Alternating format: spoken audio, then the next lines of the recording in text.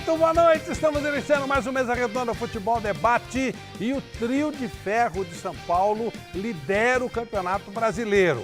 O clássico desta tarde, Corinthians e São Paulo terminou empatado, Palmeiras venceu, Palmeiras já entra no meio dos dois, de Corinthians e de São Paulo. O Atlético Mineiro também está chegando, tem muita coisa interessante para a gente conversar.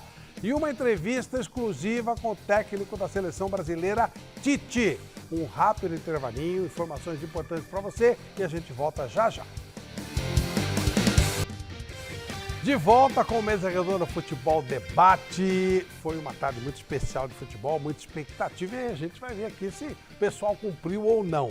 Boa noite, Michele Janela. Boa noite, Flávio Prado. Boa noite para os nossos telespectadores do Mesa Redonda. E olha só, hoje tem um monte de presentes legais para você que colocar hashtag Mesa Redonda no Twitter. Vamos lá? Vamos dar uma olhadinha? Então vamos lá, primeiro presente da noite é a camisa do Corinthians, tamanho M, e o livro Gol, Gestão, Organização e Liderança, do Marcelo Robalinho. Muito legal esse presente, hein? Lucas separou aqui com muito carinho todos os presentes de hoje, são 4 presentes para você, hashtag Mesa Redonda. Segundo presente, bola topper em parceria com a loja Gol de Placa de Santo André e camisa do Santos, tamanho G. Uma camisa aí toda estilizada do Santos. Terceiro presente da noite, luva de goleiro profissional da Poker. Agradecimento especial ao pessoal da loja Gol de Placa de Santo André, junto com este livro do Paulo Sérgio, Transformado para Vencer, autobiografia de um tetracampeão, que vem autografado pelo Paulo Sérgio. Olha que bonito aqui o autógrafo, tá? Então vai ganhar o livro do Paulo Sérgio, que eu já li e é maravilhoso, tá? E o quarto presente da noite, par de ingressos para o show da banda Ultraje a Rigor no ginásio do Corinthians no dia 25 de junho e camiseta do aniversário de 50 anos da Toco, tamanho G. Um agradecimento super especial para o meu querido Marcelo Novato. Beijão, Marcelo, beijão para a esposa dele, a Denise. Então, como que você faz para ganhar todos esses presentes? Coloca a hashtag Mesa Redonda. Eu vou conversar com você pelo Twitter. Não tenho Twitter, Michele, então você cria um Twitter e aí a gente vai conversando, você presta atenção, porque depois eu vou pedir para você me mandar um e-mail. E quando tocar essa campainha aqui, ó, cadê a campainha? Olha, tocou a campainha, não é visita na sua casa, é o nosso presente do Mesa Redonda saindo para você, tá certo? E a enquete que está no ar no site gazetesportiva.com é a seguinte: o Corinthians e São Paulo vão brigar até o final pelo título do Brasileirão? Vocês acham que só esses dois times aí vão nessa briga até o final do Brasileirão? Sim ou não? Entre lá no site gazetesportiva.com. Flávio. Essa enquete aqui o pessoal já se manifestando, né, com a cabeça e tal. Olha, mais um querido amigo conosco, mais um motivo de muita satisfação. Foi um grande goleiro e é um grande treinador. Está com a gente hoje. Meu Deus do céu, tava aqui fazendo aquele levantamento de praxe já sobre a vida do nosso convidado de hoje e título é o que não falta na carreira deste pequeno gênio. Foram mais de 20 canecos pro querido Eugênio Machado Souto, o popular Geninho, e isso tudo só como treinador, hein? Sempre tive uma convivência harmoniosa com o grupo, sempre fui líder nas coisas que eu me metia. O principal troféu da galeria do Geninho, é claro, foi o Brasileirão de 2001 pelo Atlético Paranaense. Aqui no futebol de Sampa, a passagem marcante foi pelo Corinthians, clube com o qual ele foi campeão paulista em 2003. Seja bem-vindo ao Mesa Redonda, pequeno gênio Geninho! É uma honra estar com você aqui, Geninho. Muito obrigado. Obrigado. O prazer é meu estar com vocês há algum tempo, né? Eu já não convivia com vocês e é uma honra muito grande estar do lado do pessoal da bola, que é o que foi a minha vida toda, né, Flávio? Você, essa figura impoluta aqui do lado, que me acompanham há muito tempo, 2 que jogaram, né, um período, então é uma satisfação muito grande em voltar a conviver com amigos de tão longa data.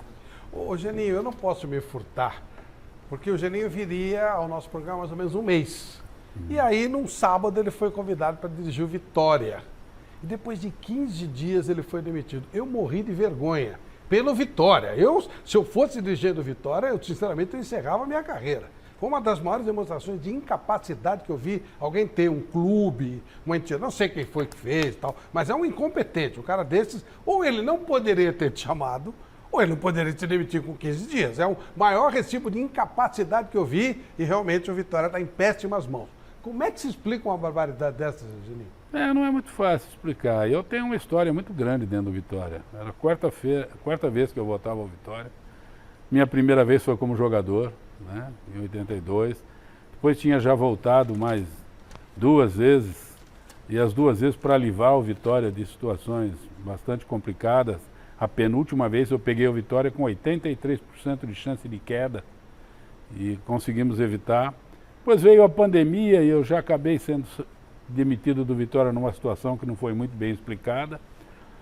O Vitória estava numa reformulação, havia o afastamento do presidente Paulo Carneiro e queriam que eu fosse participar de uma nova etapa do Vitória, uma reformulação. E eu acabei chegando lá depois de um campeonato baiano onde o Vitória foi muito mal, não conseguiu se classificar para as quartas de final, para a semifinal do campeonato. Um campeonato que não é de uma qualidade tão grande, não uma dificuldade tão grande. Então teria que haver uma reformulação total dentro do elenco. Eu cheguei 3 dias depois, eu fiz um jogo pela Copa do Brasil, com o mesmo grupo que não tinha se classificado. E conseguimos uma vitória, né? Então acabamos colocando um dinheiro na conta do Vitória, que estava fazendo falta lá. Logo em seguida começamos um campeonato. Eu fiz 2 partidas pela Série C, uma em Belém, vocês devem ter acompanhado, foi um jogo de polo aquático, não foi jogo de futebol.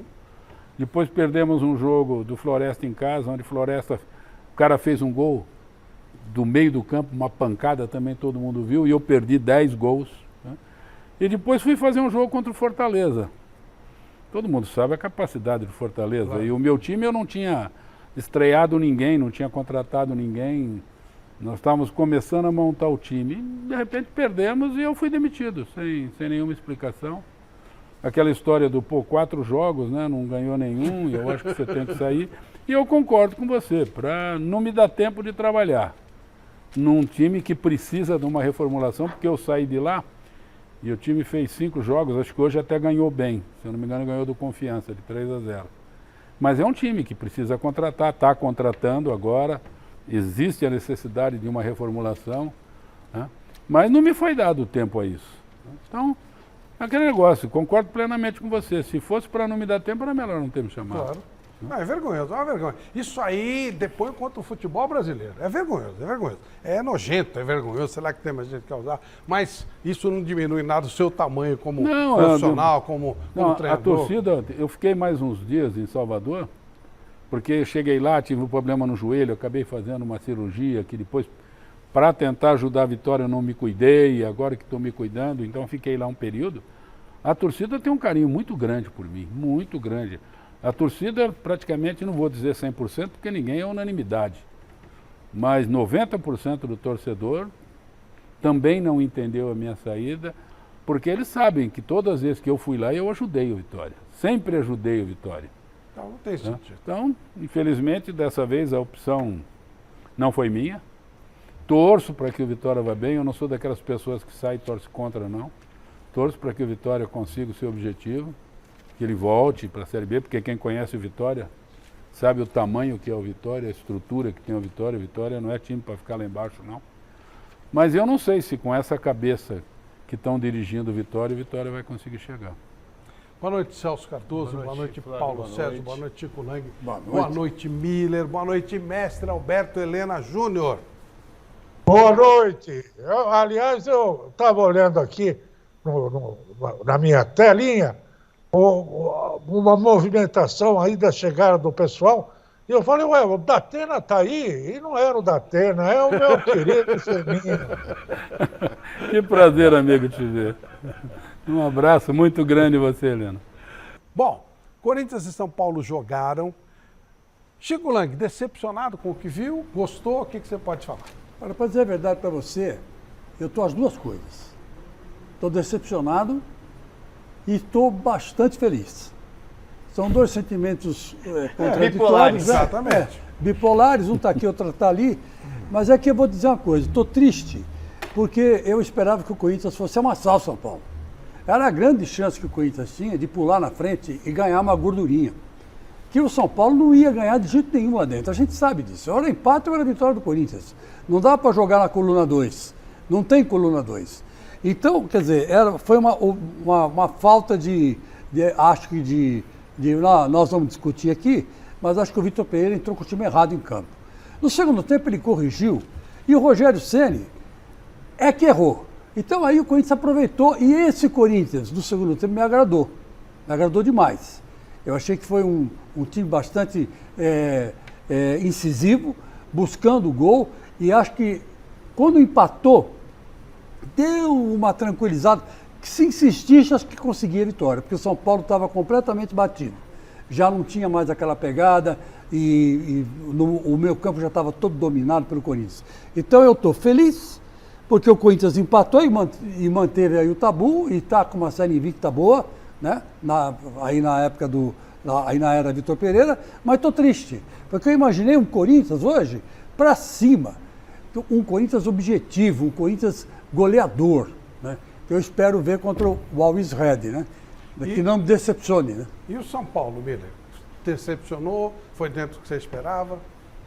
Boa noite, Flavio. Sem dúvida nenhuma, o São Paulo, o primeiro tempo, né, deixou de ganhar o jogo ali, né? Porque as melhores oportunidades foram criadas pelo São Paulo. Tanto é que o Cássio foi o melhor jogador em campo, né? Então acho que o primeiro tempo do São Paulo foi praticamente assim perfeito, né? Pela atitude, pela agressividade, né? Foi pelo time ter sido objetivo, né? As chances criadas foram ótimas, né? Depois resultou no gol do Caleri. Eu acho que ali o São Paulo estava perfeito, né? Na marcação, marcava no campo do adversário e conseguiu sair na frente, né?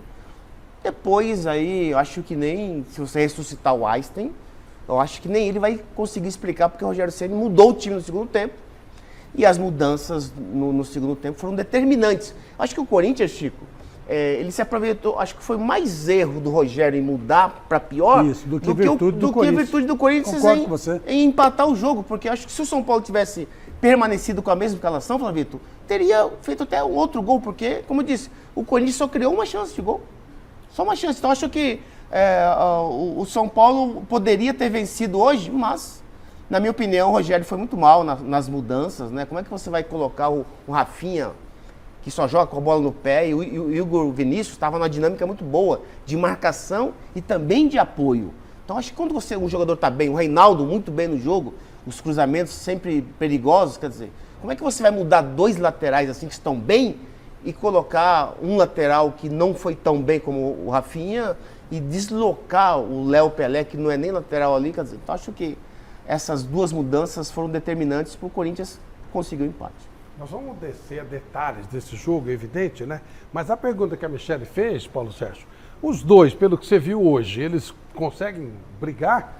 Tem um intruso aqui, um pequeno trem, ou um avião, ou um caminhão verde, que está no meio deles já. E um outro chegando, um preto e branco, que veio de Minas, que é outro. Então nós temos aqui, ó, o Corinthians ficou com 14, Palmeiras 12, São Paulo 12, Atlético Mineiro 12 e até o Botafogo, que aí acho que não vai brigar.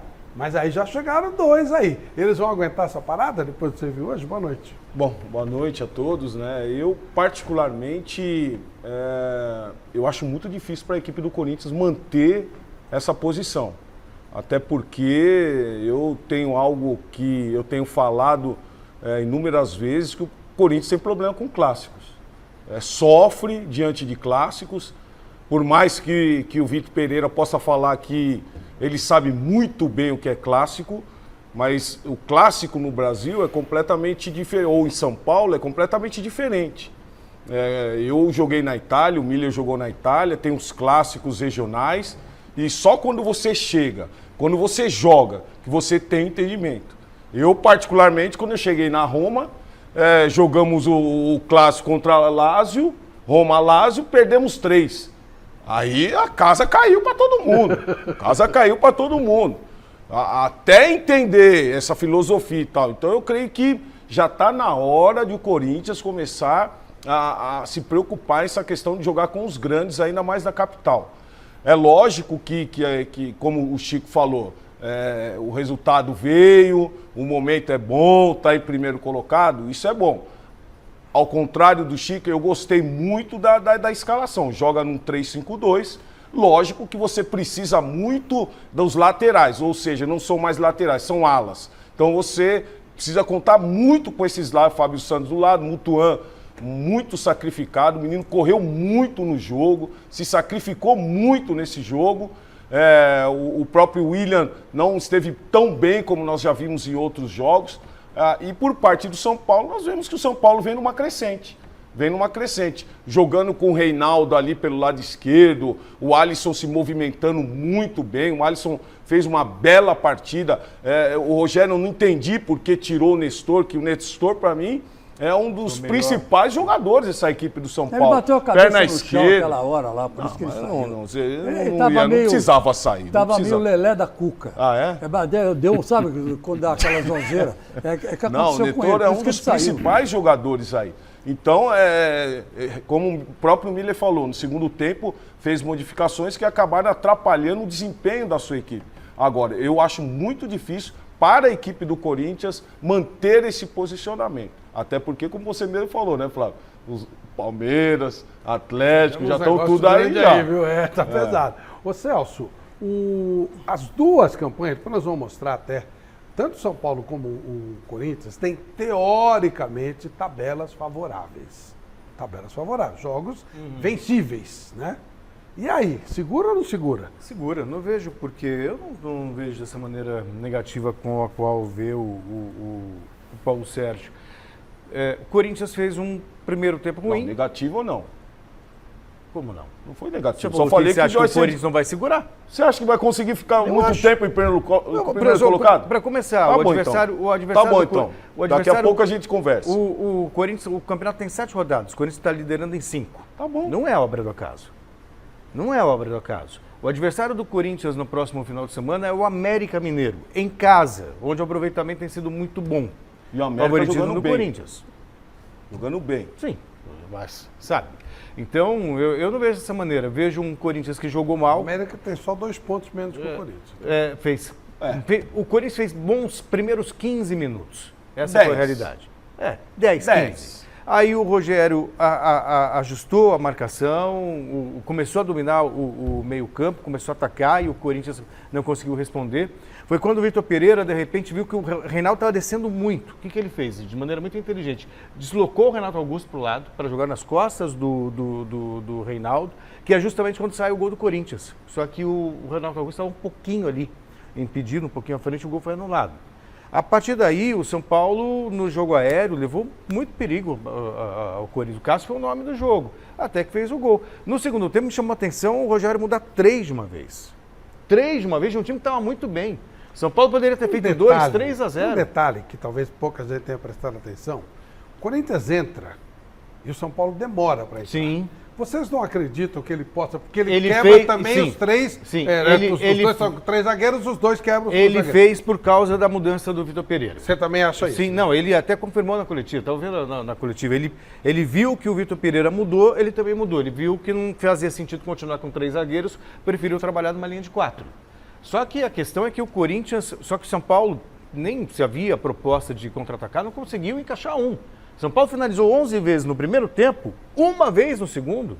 E aí deu campo para o Corinthians, a bola para o Corinthians. Quando você dá a bola para um adversário que tem a qualidade que tem o William, que tem o Renato Augusto, tem o Adson que entrou muito bem no jogo, uma hora você vai pagar o preço. Eu achei que na coletiva o Rogério ele foi meio reativo, ele não... Daqui a pouco a gente vai ver. Só para dar uma antecipada, eu achei que ele estava ciente que ele ia receber muitas críticas pelas substituições e ele não aceitou muito essas críticas, mas eu concordo com o Miller, eu concordo com o Paulo, as substituições que o Rogério fez não melhoraram o time. Isso acontece com qualquer equipe, às vezes o treinador pensa uma coisa e a coisa não funciona. Né? E por outro lado, o Vitor Pereira ele acertou, sabe? Ele foi mexendo no time, ele foi mais ousado, ficou trabalhando no final do jogo com um volante só, do Queiroz, e aí você vê a confiança que ele tem no Queiroz, que mesmo com o cartão amarelo ele deixou do Queiroz no campo, sacou mais. Cansou no finalzinho. Sim, e o Corinthians cresceu, e poderia ter virado o jogo. Sabe o que acontece? Você tem um lateral O São Paulo tem um lateral, o Reinaldo. Todo mundo sabe que o Reinaldo, ele é atacante. Sim. E ele chega com qualidade. Importante é que ele chega com qualidade lá na frente. Se eu tenho um lateral com esta qualidade, para que eu vou tirar essa qualidade? Por que eu tenho que colocar um jogador ruim no lugar de um jogador bom que está jogando bem? Essas coisas, essas lógicas, eu não entendo. O que acontece? Eu acho que o Vitor Pereira não mexeu bem. Porque o Adson entrou mal. Entrou mal. De 10 bolas que ele pegou, ele tocou 10 para trás. Porque quando você tem 3 atacantes, 3 zagueiros, Celso, e, no caso o Rogério, tem 3 zagueiros. Tanto é que o Léo Pelé foi deslocado. Sim, pra lateral. Coloca o Mosquito ali. O Mosquito é um jogador objetivo, um jogador veloz. Você tem que ter o quê? O tal do enfrentamento. Mano a mano. O Adson não é esse jogador. Então, até o gol, pra mim, o Adson estava jogando muito mal. Depois ele passou a jogar bem. se soltar, e o Corinthians começou a melhorar no jogo. Eu gostei do Adson. Colocar o mestre nessa história, esse negócio de técnico. Hoje, por exemplo, eu estava vendo um jogo de um cara que eu não gosto muito, que é o Guardiola, né? E aí ele pega e tira o Bernardo Silva, precisando ganhar o jogo, e mete o Gundogan. Pela primeira vez na história, eu levanto sozinho e digo assim, o Guardiola tá ficando burro.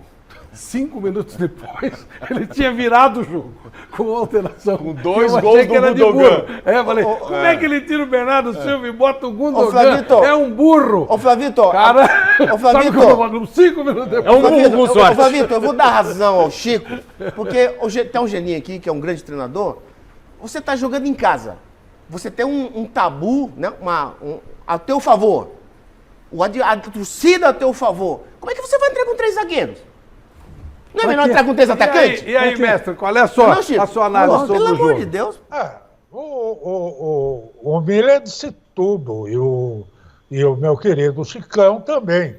Os 2 treinadores pisaram na bola. O Corinthians, o Vitor Pereira, por escalar um time que seria justificável se o São Paulo escalasse como escalou. Porque ia na casa do adversário, contra a torcida, um time tecnicamente bem dotado, enfim. E o Corinthians não, o Corinthians jogava em casa, líder. Mesmo se perdesse, continuaria lá em cima. Ele tinha que esmagar o São Paulo, Arriscado. É óbvio. E, no entanto, entrou lá com 3 zagueiros, com 2 volantes e essa coisa toda.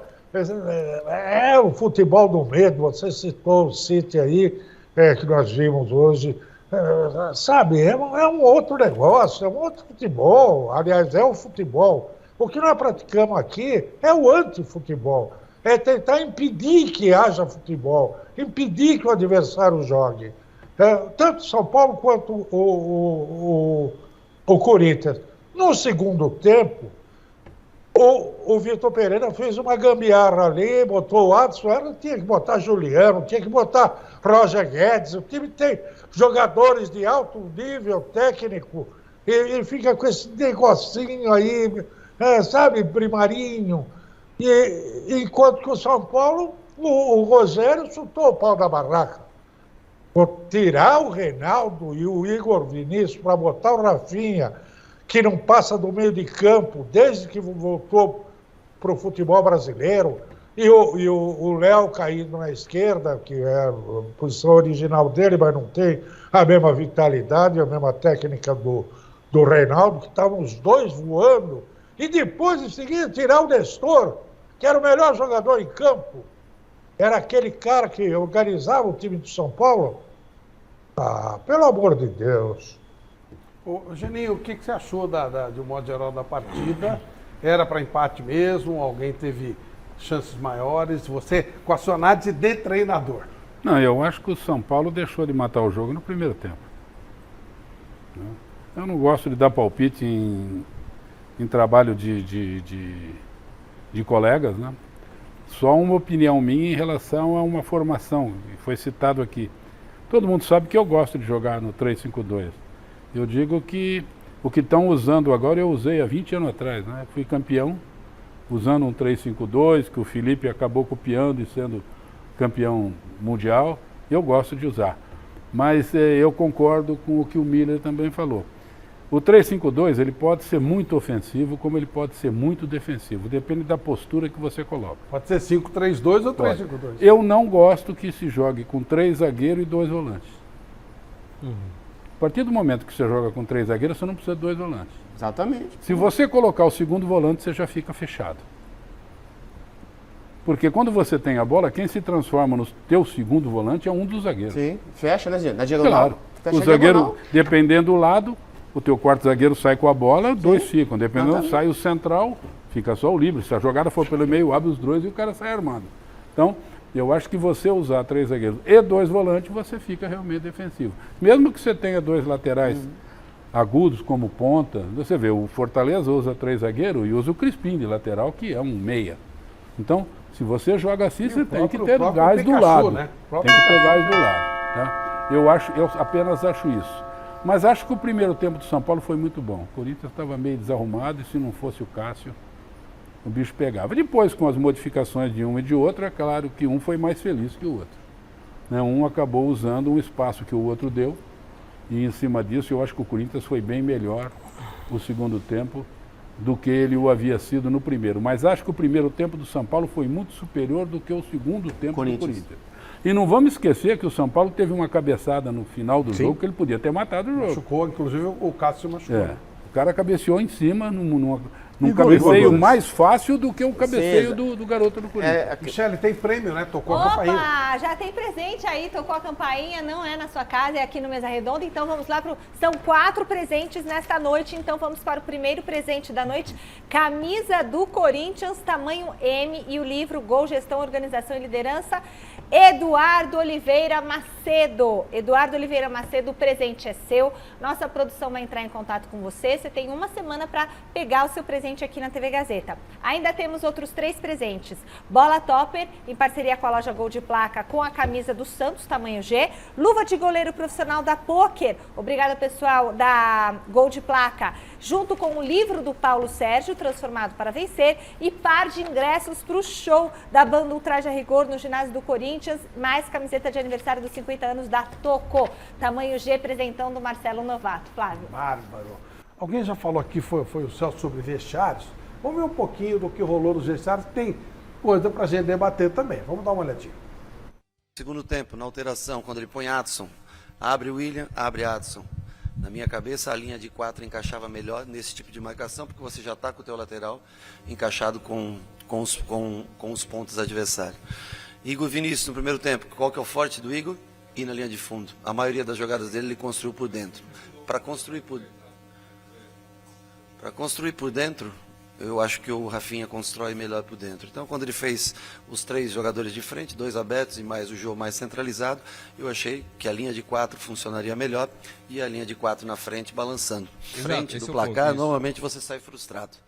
Quando você está atrás do placar e consegue empatar, principalmente num jogo fora de casa, onde só tem a torcida adversária, você sai sempre muito feliz. Então hoje a gente sai chateado, porque nós tínhamos até o minuto 35, 6, eu não sei exatamente quando foi o gol, por aí. Até o minuto 36 nós tínhamos a vitória, e no minuto 46, 47, nós tivemos a melhor oportunidade no segundo tempo de matar o jogo, de fazer o segundo gol, e poder sair feliz daqui. Então a gente não sai feliz com o resultado de 1-1. Por quê? Porque estávamos à frente do placar. Depois do empate com o São Paulo aqui na Neoquímica Arena, o goleiro Cássio, que deixou a partida com uma pequena luxação no ombro esquerdo e foi embora do estádio com uma tipóia no braço, tranquilizou a torcida. Além dele, William, Jô e Adson, autor do gol corintiano, também falaram sobre o majestoso. Eu senti que o meu ombro deslizou um pouco mais que o normal e acabei sentindo uma dor bem forte na parte do ombro, mas já fui examinado tudo. O doutor já está fazendo uma programação para mim do que vai ser feito nos próximos dias. Espero que não seja nada grave, espero que eu possa estar apto o mais rápido possível para poder ajudar. Sobre o clássico, é um jogo difícil, um jogo grande, equipe de São Paulo muito bem treinada também pelo Rogério, uma equipe que vem evoluindo, nós em casa forte também. Creio que no primeiro tempo o São Paulo foi melhor que a gente, o segundo tempo, no ponto de vista, a gente foi superior ao São Paulo. Do que eu posso render, acho que sem dúvida nenhuma fui abaixo daquilo que eu posso render. Acho que todo jogador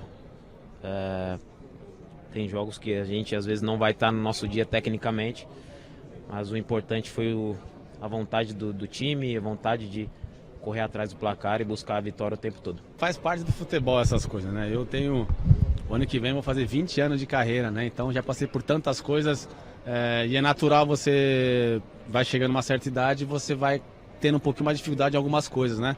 E o Vitor, quando chegou, ele me propôs uma aposta, né? Que se eu conseguisse perder mais alguns quilos dentro do que é o normal, né, que ele pagaria um jantar, né? Então, mas isso não foi nem questão de desafio ou nada, né? Sabe o profissional que eu sou, todo mundo me conhece dentro do clube. Isso é claro que acaba sendo um incentivo legal, bacana, né? Um profissionalismo entre eu e ele. Isso acabou me ajudando também, que eu acabei fazendo o que tinha que ser feito. Cresci com ele, me dando confiança. A torcida também, independente de qualquer coisa, eu acho que eu nunca recebi tantos elogios nesse aspecto, né, de estar focado, então isso eu fico muito feliz. Isso faz parte do futebol. Cada vez mais tem que procurar dentro daquilo que você se encontra hoje, como de idade, de corpo, você tem que se adaptando, e hoje me sinto bem para poder fazer o melhor. Ele não pagou ainda, né? A gente está esperando aí uma semana tranquila aí para a gente poder eu poder cobrar, né? Falei pra ele que vai ter que ser um jantar tranquilo também, né? Que não adianta nada eu ter perdido tudo isso aí depois então a gente vai ter que achar um restaurante aí bacana. A gente sabe que todo mundo é importante, todo mundo do elenco. A gente sabe que vai ter muitos jogos pela frente e a gente tem que estar sempre preparado. E no intervalo ele pediu pra mim já subir pro aquecimento, já fazer a função que eu sempre faço, né? Quando ele me coloca. E sobre o gol, cara, fiquei feliz, né, de ter acertado uma bela cabeçada. Eu vi que o Jô puxou a marcação e não tinha ninguém ali na entrada do pênalti. Foi ali, o Piton acertou um belo cruzamento e pude ser feliz de ajudar a minha equipe. O presidente do Corinthians, Duílio Monteiro Alves, também atendeu a imprensa aqui na Zona Mista para muitos assuntos importantes. Ele falou sobre João Vitor, que tem recebido sondagens, Bruno Mendes, que tem sido negociado com o Internacional, além das situações de Rafael Ramos, sobre a questão da suposta injúria racial e também sobre os cânticos homofóbicos aqui dos torcedores do Corinthians que acabaram relatados em súmula da partida. Da mesma forma que a gente vem tratando esses assuntos, né, chatos, né, que a gente não gosta de ver acontecendo ainda, mas da mesma forma que a gente tratou, né, o caso do Robson também, que foi encerrado pelo Ministério Público e pela investigação, do Rafael também, a gente acompanhou ele desde o primeiro momento lá em Porto Alegre, tudo que ele colocou que ele não teria falado, até pela criação dele, pelo que ele tem de educação, e são palavras também, uma palavra que não é nem usada no país dele, então a gente tinha muita segurança de que o Edenilson tinha entendido errado. A perícia é uma perícia, foi contratada pela defesa, mas é uma perícia oficial, né? Independente de por quem ela é contratada, é uma perícia que tem muita validade, assim como outras que foram contratadas e vão mostrar que o Rafael não cometeu nenhum tipo de crime. Quanto à prisão, isso vamos aguardar, né? Da mesma forma que a gente não se manifestou julgando o Rafael, logo que aconteceu, como muitos, como o Inter, por exemplo, mas a gente segue esperando a investigação terminar, todas as apurações, e aí a gente vai se manifestar em relação a quem crucificou o Rafael. Em relação ao Bruno Mendes é outra história, existe um valor fixado no contrato de empréstimo, e se o Inter quiser comprar 50% dele, tem que fazer o pagamento desse valor, não tem muito o que falar sobre isso. Lógico que é totalmente contrário a esse tipo de canto, da mesma forma que eu falei aqui do racismo, que eu falei aqui da acusação em relação ao Robson, né, com uma agressão a uma mulher, também esse tipo de canto e homofobia, o Corinthians é completamente contra. O Corinthians vem conversando com seus torcedores, vem fazendo campanhas também contra a homofobia. Hoje, todas as vezes que a torcida começou a cantar, a gente colocou no telão, a locutora do estádio reprimiu, né, porque a gente não acha correto. Eu acho que o futebol ele está mudando no próprio jogo hoje, né, depois das vezes que entrou no placar, a torcida já mudou o canto, parou de fazer a ofensa que estava fazendo, e a gente tem que insistir nisso, né? Vocês são muito importantes nisso, os clubes, os atletas, para que a gente acabe com qualquer tipo de discriminação, que nenhuma delas, a gente está no ano de 2022 e isso tudo não faz mais sentido, mesmo no futebol, está na hora de parar, né?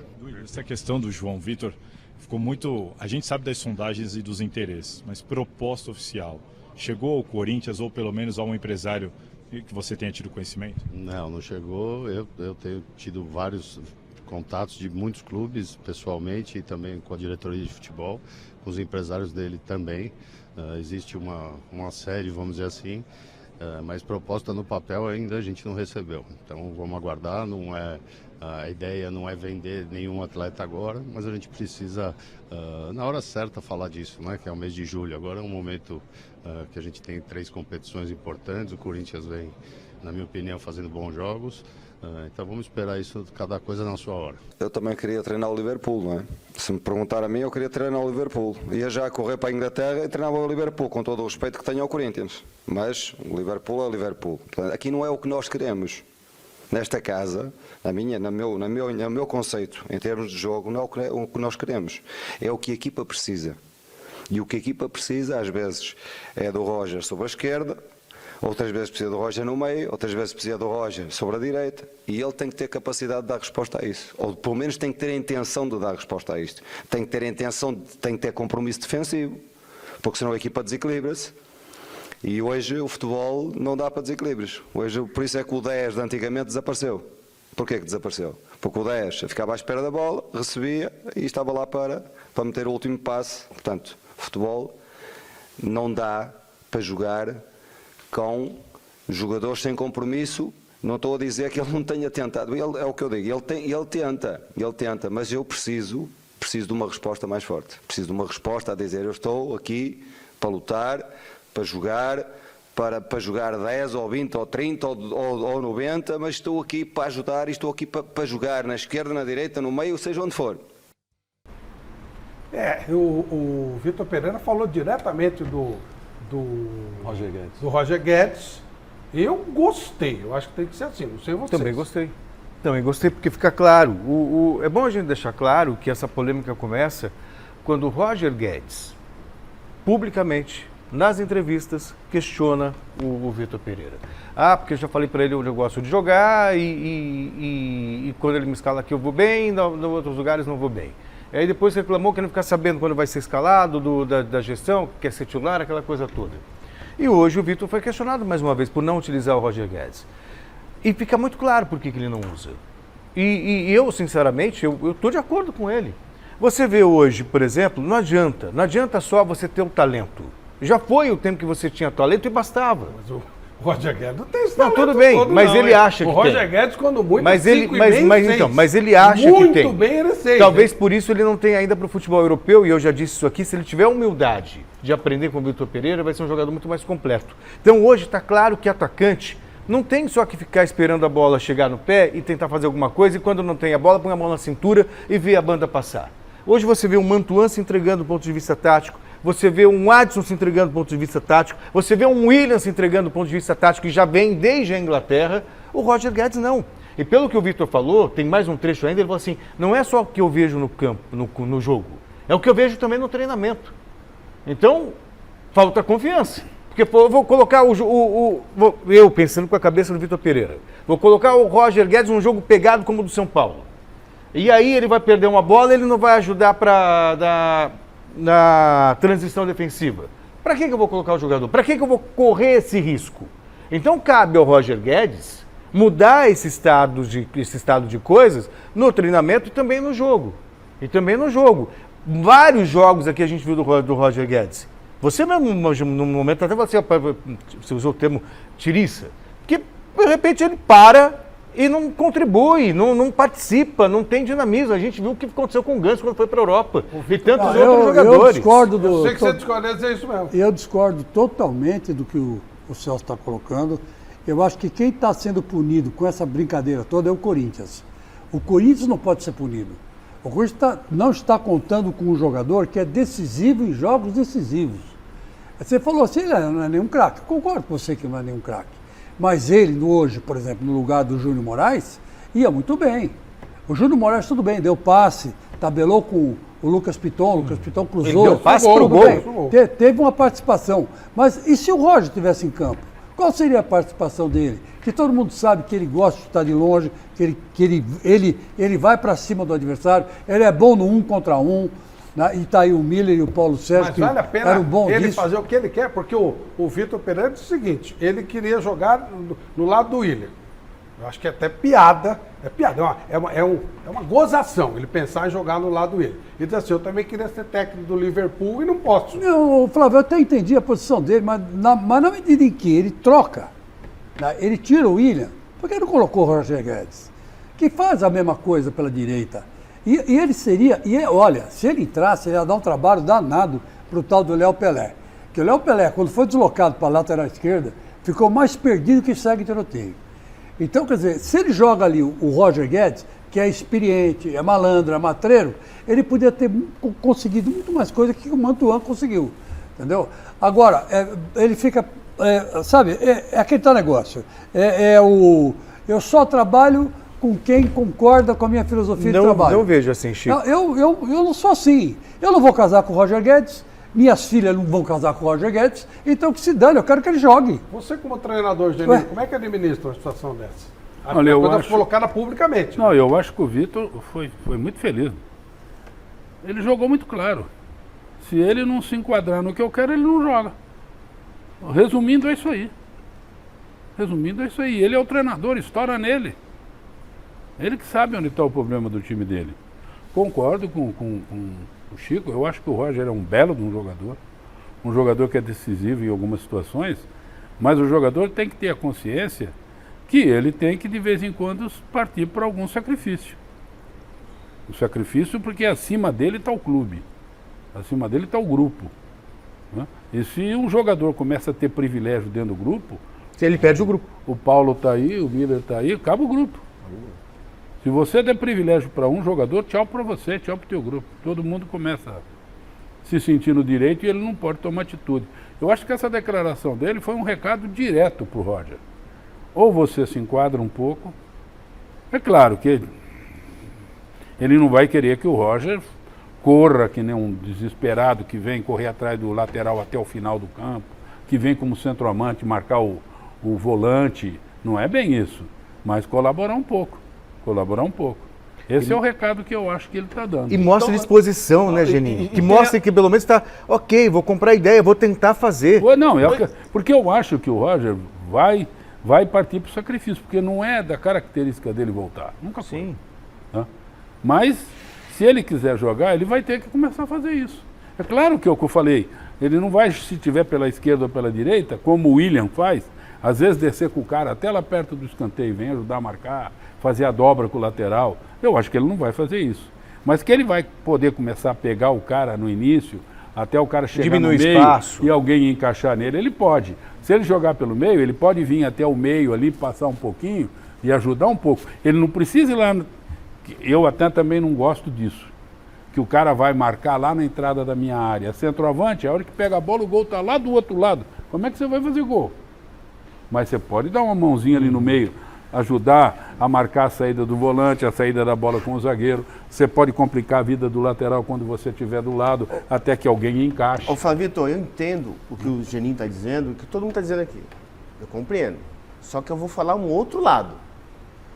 O Roger Guedes não é nenhuma primadona da festa. Só que eu concordo com o Chico também. O Roger Guedes não pode ser a quarta opção do grupo, pelo amor de Deus. Hoje, com 30 minutos de jogo, 25 que seja, coloca o Roger Guedes, pô. Ele colocou o Moraes, ele colocou o Adson, ele colocou o cunhado dele. E o Roger Guedes não pode jogar, porque ele ficou com Bia, que o Roger Guedes não volta, que não se sacrifica. Poxa, faltava 15 minutos, com acréscimo, 20 minutos pro jogo acabar. Eu acho que cabia o Roger Guedes sim ali. Quem foi por isso foi o Corinthians. Exatamente. Aí eu acho que não dá para afinar isso, Chico. Eu vou levantar uma questão aqui. O Paulo não falou a respeito do tema ainda. Não, eu iria falar até que o próprio professor Geninho falou, que é lógico que o Vitor Pereira tem razão, sim. Nós temos exemplo aí, o Mantuan, que ele está se sacrificando para a equipe, jogando até de ala ali. Ele faz o que o Roger Guedes não faz. O Roger Guedes precisa entender a filosofia do treinador. Ele precisa entender a filosofia do treinador. O treinador quer que faça isso, faça isso. Agora, ele não pode também, durante um jogo, durante 45 minutos, aparecer para o jogo 10 minutos. É isso que o treinador está falando. Então ele tem que mudar a postura dele, todo mundo sabe que ele tem que mudar a postura. Aí eu sou com o Chico. Não pode deixar o Roger Guedes no banco.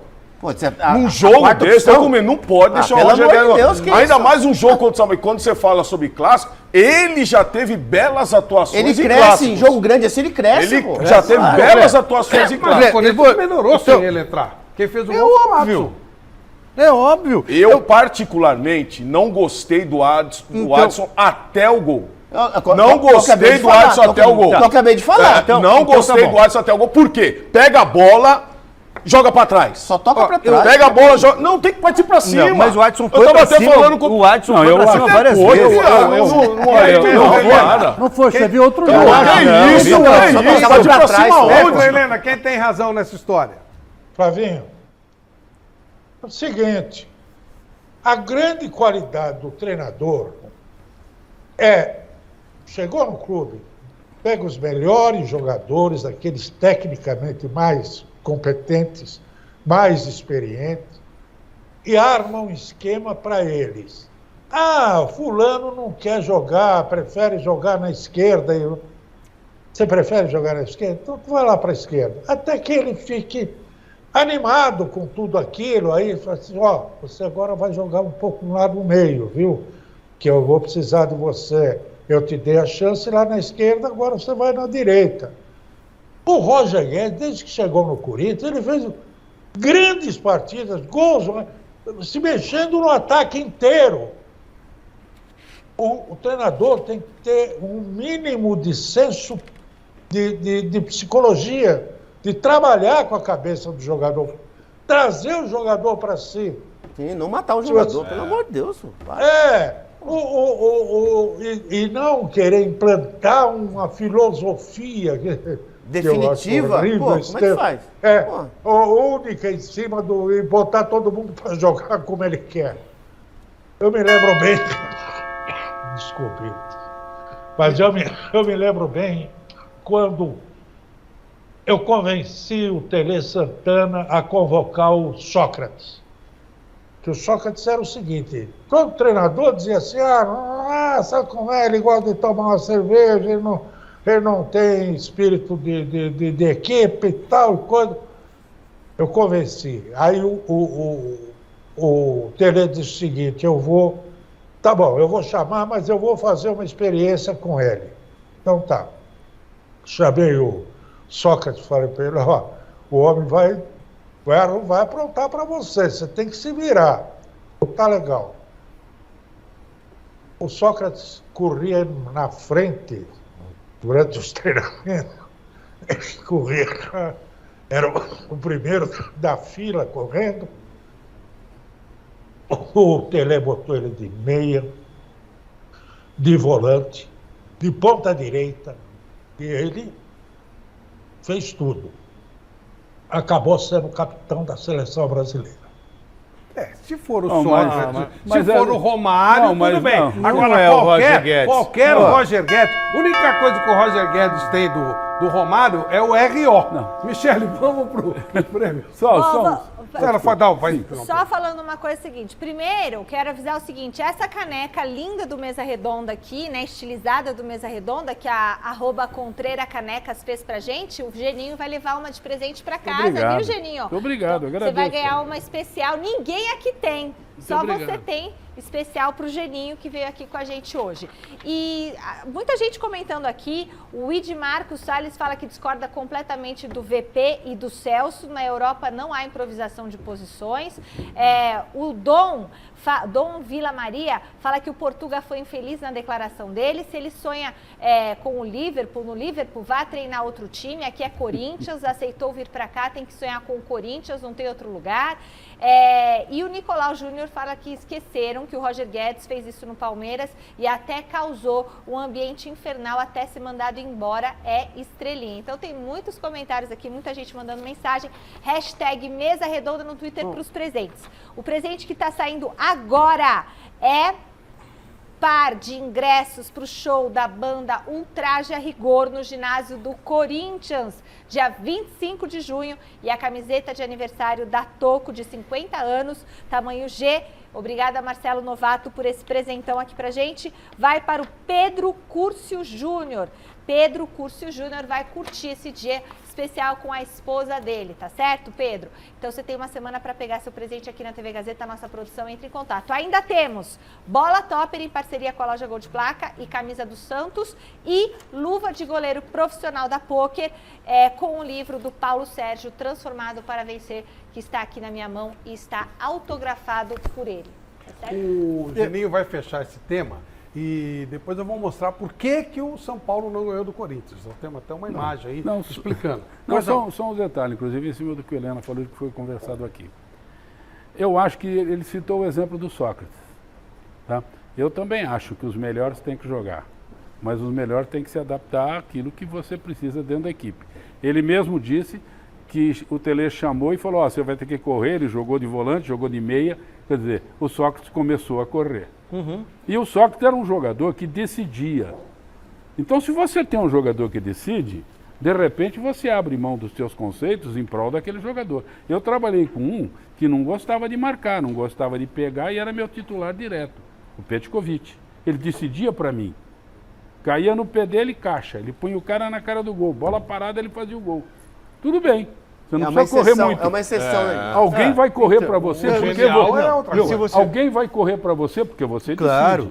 Então, se de repente o Roger Degg foi um jogador decisivo, ele vai ter o espaço dele. E se você me permite, Flávio? Eu acho isso aí. E agora, precisa ver também, nós estamos falando, falta 10 minutos. Eu acho que aí é uma exceção na regra. Se você tem um jogador de qualidade, você precisa virar um jogo, você precisa ganhar, você olha para trás e fala, aquele é o meu melhor, vai lá, meu filho, vamos ver se você é bom mesmo. Eu acho a melhor opção do que o Moraes. Só tem uma coisa, Miller, você esteve lá, né? Não sei como é a cabeça do Roger, não conheço o Roger, não trabalhei com o Roger. Será que o Roger se predispõe a entrar 10 minutos? Exato. Com tudo para tentar resolver? Ou ele vai entrar por entrar? E aí, não, mas aí o treinador faz um teste com ele. Mas aí que entra o que o Vitor Pereira falou. Me falta confiança de que eu vou colocar, ele vai resolver. E aí, porque veja só, fica todo mundo falando, parece até que o Corinthians não ganhou porque o Roger Guedes no jogo. Quero lembrar os amigos. Palmeiras 3, Corinthians 0. Roger Guedes estava em campo. Palmeiras 2, Corinthians 1. Roger Guedes estava em campo. São Paulo 1, Corinthians 0. Roger Guedes estava em campo. Aí o Vitor Pereira não vence clássico. E o 2-1 que o Roger Guedes fez 2 gols contra o Palmeiras. Isso foi no ano passado, No ano passado não. Foi o ano passado. O treinador era quem? Era Fernando Lázaro. Não, senhor, isso foi lá, não, foi com o Silvinho no ano passado. O Roger Guedes não joga bem faz tempo. E aí o mestre falou assim, tem que se adaptar ao jogador que tem. Só que o Vitor Pereira foi contratado porque ele tem uma filosofia de jogo e hoje ele tem no elenco jogadores que fazem aquilo que ele quer. O Mantuan faz, o Adson faz, o William faz, o Jô faz. Dá certo. O time não é líder do Campeonato Brasileiro? O time não está quase classificado para a Libertadores da América? Tirando o jogo da Portuguesa, que a gente não conta, que era um time de 4ª divisão, quantos empates o Corinthians tem somado? Mas, Chico, quem é o líder do Campeonato Brasileiro? É o Corinthians. Quem está quase classificado na Libertadores? É o Corinthians. Quem está nas oitavas de final da Copa do Brasil? É o Corinthians. Mas então tá terra arrasada. Com a água batendo na bunda. Não, para. Vocês têm como referência clássico como se clássico fosse tudo. O Corinthians foi campeão mundial jogando assim. Foi campeão mundial jogando assim, mas será que o raio cai 2 vezes no mesmo lugar? Houve um lance, que eu não vi ninguém falar nada aqui e tal, não sei o quê. Segundo tempo de jogo, São Paulo, atacando e tal. E aí aconteceu esse lance aqui, ó. Vai passar batido, vamos embora. Dá uma olhadinha no nosso querido, foi no primeiro tempo, né? A jogada do nosso querido Renato Augusto nesse lance. Olha aí, ó, bola cruzada, um bolo ali na área e tal. Vamos ver de novo, ver mais pertinho. Vamos lá. Olha isso aí. Olha lá, vamos de novo. Olha lá. Ó, de novo, tira isso. Olha isso aí. Normal essa jogada, senhores? Normal, ele está caído, está se movimentando e a bola bate na mão dele. Paulo Sérgio. Estou com o Celso. Geninho. Eu acho que ele fez um movimento instintivo de tirar, porque ele estava, acho que, com medo que se aquela bola vem embaixo, alguém chuta, viu? E aí se chuta, pegava o rosto dele. Então acho que foi um movimento natural, não teve nada não. Chico. Olha, eu sou muito sincero, sou muito transparente, não devo nada para ninguém. Para mim, pênalti, claríssimo. O cara tirou a bola com a mão. Eu até entendo o que o Geninho Quase falou, duas, ele tem razão. hein? Quase duas. Eu acho que o Geninho tem Não, razão. ele espantou a bola. Ele espantou a bola com medo que alguém chutasse Não, ela iam com medo, não iam chutar. Olha onde ela estava, quer ver? Olha ali, ó. Agora, o que o juiz alegou para não dar esse pênalti? Alegou falta no jogo. É isso que eu entendi na hora lá. Ele alegou que foi falta... Não, ele deixou correr. Ele deixou correr, mas como o São Paulo reclamaram que foi pênalti, ele achou que foi empurrado no jogo. O jogo foi empurrado por algum zagueiro que veio lá de trás para cabecear. Miller. Então, ali, mas para mim, se não tiver essa falta no jogo, é pênalti. Olha, Flavio, se isso aí não for pênalti, que isso é pênalti então? Com as duas mãos, o craque, né? Tirando a genialidade dele, que eu gosto muito dele, do Renato Augusto, mas é um pênalti claríssimo, clamoroso, que esse árbitro não deu. Esse árbitro ruim, apesar de ser FIFA. É Vai FIFA, pra Copa do Mundo. mas pra mim é ruim. Vai pra Copa. Como que não vai dar um pênalti desse? Agora, depois, lógico, depois você passa aquele gol que o Igor Gomes perdeu no final, que eu vou comentar sobre aquela jogada. Agora, essa jogada aí, Michele, pênalti claro, olha só. Também acho. Pelo amor de Deus, em cima do árbitro, o árbitro não deu um pênalti desse? Pênalti claríssimo, pô. Nem o VAR chamou ele. Nem o VAR chamou, exatamente. Que fica desesperado, né? Ah, ele teve um instinto de se defender. Pera aí, meu. Pera aí, instinto. Bruce também tinha instinto, pô. Pelo amor de Deus. E aí, Michele, o que você achou disso aí? Eu também acho que foi pênalti. Eu acho estranho o VAR não chamar, né? Por que Não será? chamou. O VAR Michele, entendeu também que foi pênalti. Mestre Alberto Helene, esse lance. Pênalti. Claríssimo. Ele tentou se defender, que a bola ia bater no rosto dele, e ele fez um movimento claro com as duas mãos para espantar a bola. Não, pênalti, cara. Não tem o que discutir. Fico pasmo que o VAR não tenha participado da decisão do juiz, viu? O Chico fala numa falta teria sido marcada uma falta no jogo, mas acho que não. Não foi porque o Jô estava acima do jogador de São Paulo. Ele dá sequência para jogar. Desculpa, olha. A falta é no Renato Augusto. Dá uma espiada, volta o lance, olha. Não, aí ele já está caindo. Mas ele não marcou, hein? Não, ele não deu nada aí. Ele não deu nada, mas se ele fosse marcar alguma coisa, aí, ó. O Renato Augusto tem empurrado. Antes, né? Antes. Então, antes de cair, pôr a mão na bola. O lance segue. Sim, ele não deu nada. Ele não deu a falta. Eu acho mas que pode ele ser deu que o VAR. O cara olha, quer ver? Né? O Renato Augusto empurrado. Tá mas vendo? Nada é marcado. Segue o jogo. Não, pelo Léo, né? Pelo Léo. O Léo dá uma empurrada no... Então, veja bem, acho que o VAR, a hora que voltou, viu essa falta do Léo Pelé e falou pro juiz, olha, não marca nada que foi falta no Renato Augusto. Não, mas e aí ele se defendeu com a mão. O que poderia ter acontecido, aí eu acho que era o mais justo. O VAR chamar o juiz e orientar. Mas acho que eles devem ter conversado. Eles devem ter conversado. Ele só não foi verificar, mas eles conversaram, com certeza. Deveria ter falado, vai lá olhar que houve uma falta. Aí ele matava, Pelé, acabava com toda essa polêmica. Foi claro para mim aí. Agora tô vendo, tá nítido. O Léo Pelé empurra. Não tô vendo falta nenhuma. Mas assim, não. Tem que voltar antes. Tem que voltar no cruzamento, quando o Renato cai. Aí foi falta. Se o VAR chamasse, era pênalti claro, com certeza. Mas o VAR não falou nada. Olha, quer ver? O Renato Augusto já tá no chão, foi empurrado lá. Olha, ó. Tá, mas ele eu acho que o Léo não empurrou o Renato Augusto, não. Empurra sim, Miriam. Empurra. Mas ele não marcou. Pode voltar a imagem. Ele não marcou nem a falta. Se você tem ele não marcou nem a falta, conversa com o VAR, não marcou nada antes, não vai marcar o pênalti. Eu não vi ele conversar com o VAR. Deixou correr. O VAR não chamou ninguém. Mas eu acho que não chamou porque eles reviram e viram que antes do Renato Augusto cair no chão, ele foi empurrado. Aí o Guardas segue o jogo. Até o Duqueiroz levanta a mão. Até o Duqueiroz levanta a mão de maneira automática. O Duqueiroz, que é do Corinthians, quer ver, O Renato Augusto está lá em pé. A bola é chutada para cima. Olha aí, Aí ele caindo lá. Esse cara que cabeceou que fez o pênalti. O Léo Pelé. Ele que fez a falta. Aí deram falta do Léo Pelé. Porque senão seria pênalti. É evidente que o mestre jogo não recomeça com falta do Léo Pelé. Ele não recomeça com isso. Ele dá escanteio, né? Pro São Paulo. O jogo continua. A bola correu. Continua. E aí tiro de meta e acabou. Mas o nego dá um bago e continua lá. Não, ali foi escanteio, que depois ali... Escanteio, o Gil tira a bola. O Gil. O Gil tira a bola e dá escanteio depois. Mas aí depois disso aí o jogo continua, não parou não.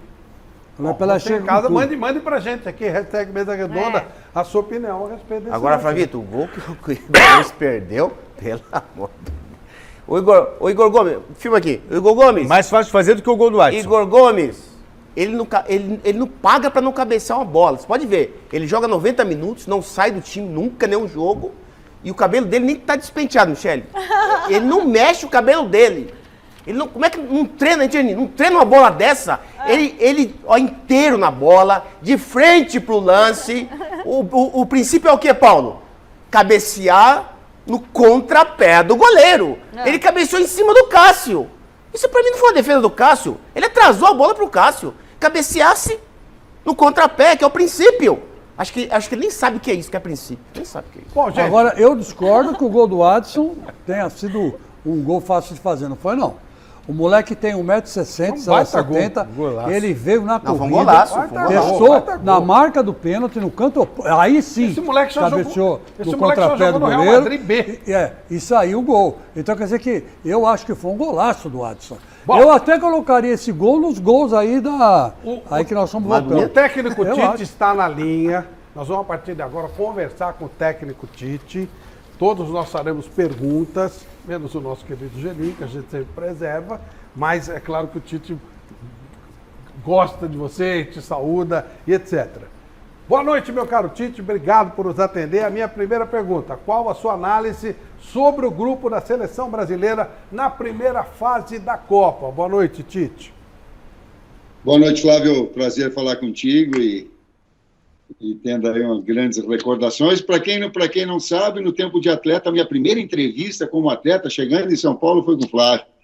E eu tenho aí um respeito muito grande e um prazer falar contigo, Flávio, de novo. A respeito especificamente do nosso grupo e da nossa preparação, a gente divide na comissão técnica esses acompanhamentos das equipes, das seleções, e o Kleber vai te colocar mais especificamente dessa análise. O que eu trago para comigo é uma análise mais profunda dos momentos dos atletas hoje, para a convocação, para aquilo que é o nosso modelo, para a nossa forma, né? E a gente divide essas tarefas todas, eu buscando essa preparação mais específica para os amistosos, para o jogo contra a Coreia, para o jogo contra o Japão, naquilo que para nós já é Copa do Mundo. E o Kleber pode falar em relação a essas seleções, especificamente do grupo. Vamos começar pela Sérvia e pela Suíça. São seleções que agora, nessa data FIFA, jogam jogos pela Nations League, né? Conhecemos a seleção da Sérvia pelo trabalho que teve agora em eliminatórias, né? Um grande trabalho, eliminando uma grande seleção. A Suíça, da mesma maneira. Jogadores que nos enfrentaram em 2018 se repetem. É o modelo da Suíça de 4-2-3-1. É o modelo da Sérvia de jogar com uma linha de 5 e fazer algumas modificações na segunda linha e na última linha, com jogadores importantes. A Suíça é um jogo mais de marcação forte, de bom jogo, mas de marcação forte. E a Sérvia aparecendo muito com a característica do Brasil.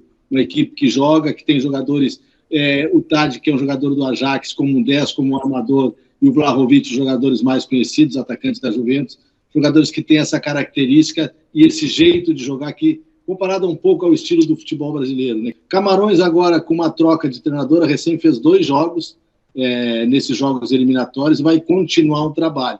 A gente vai aprimorar as observações de Camarões a partir da data FIFA de setembro. Tite, Kleber, prazer em falar com vocês. Como aferir a capacidade da seleção sem ter enfrentado uma seleção europeia na preparação? Celso, inteligente e bem colocado. Um abraço para ti. Não dá. Nem para o bem, nem para o mal. Nem para o copo cheio, nem para o copo vazio. É muito difícil. Hoje a gente projeta, a gente faz projeções. Faça o acompanhamento das seleções adversárias, projeta-se o nível de performance aqui, as situações lá.